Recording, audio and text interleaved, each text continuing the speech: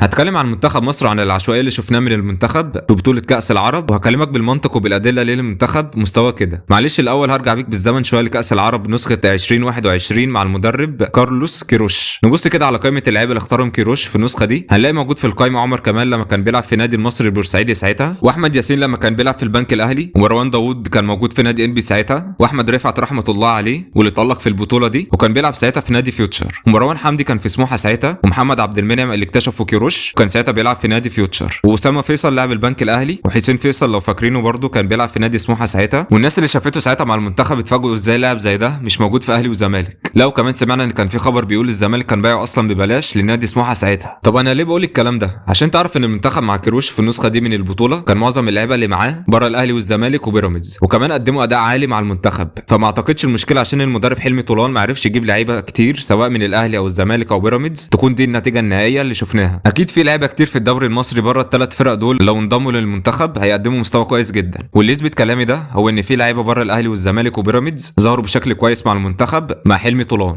هتلاقي ان هم اسلام عيسى ومحمد بسام وممكن بصراحه مروان حمدي وميدو جابر واكرم توفيق قدموا مستوى كويس مع المنتخب. هتقولي ما لو كان انضم اللعيبه الاساسيه في الاهلي وبيراميدز للمنتخب كانوا هيفرقوا، هقول لك اكيد طبعا كان الموضوع هيختلف للاحسن، وعشان كده انا بلوم على رابطه الانديه انهم ما اجلوش ماتش بيراميدز، وبلوم على نادي بيراميدز نفسه انه ما طلعش اللعيبه اللي كان عايزهم من حلمي طولان، عشان كده بيراميدز عنده بدائل كويسه للعيبه دي في الفريق. وعايز اتكلم في نقطه مهمه تانية، لو بصينا في ماتش النهارده ما بين مصر والاردن اللي خسرنا منهم 3-0 واللي كانوا بيلعبونا بالبودله بس، هنلاقي ان مدرب منتخب الاردن جمال السلامي معاه رخصه تدريب اليويفا برو لايسنس، والرخصه دي بتاهلك رسميا لتدريب اي فريق في اوروبا او حتى منتخب وطني، لانها بتساعد او بتعلم المدرب التكتيك المتقدم جدا واداره الماتشات عاليه المستوى وتحليل الاداء وغيره. وعايز اشكر الكابتن بهاء لان هو اللي نور لنا المعلومات المهمه دي عن طريق فيديو كان عامله بيتكلم فيه عن مشروع المغرب انهم ازاي اتطوروا بالشكل ده وازاي كمان قدروا يفوزوا بكاس العالم للشباب، وطبعا رخصه المدرب ده سبب من اسباب نجاح مشروع المغرب. وعلى فكره المدرب جمال السلامي جنسيته مغربي مش اردني. لو جينا بقى بصينا لمنتخبنا المصري هنلاقي المدرب حلمي طولان لا يملك الرخصه دي، فطبيعي انك تشوف منتخب الاردن اللي بيلعب بالبودله بس هو اللي منظم عنك في الماتش وماسك عليك الجيم طول ال 90 دقيقه، والمنتخب للاسف الثلاث ماتشات اللي لعبهم لا موجود فيه اداء ولا نتيجه. ومع احترامي بس منتخب الامارات والكويت المفروض مش اقوى من منتخب مصر ومش مترشحين انهم ممكن يكسبوا البطوله. الموضوع محتاج تطوير وتخطيط كده من الاول عشان يرجع المنتخب المصري زي زمان، وانا بتكلم على كل الفئات سواء المنتخب الاول او منتخب الشباب وعلى الكره المصريه كلها.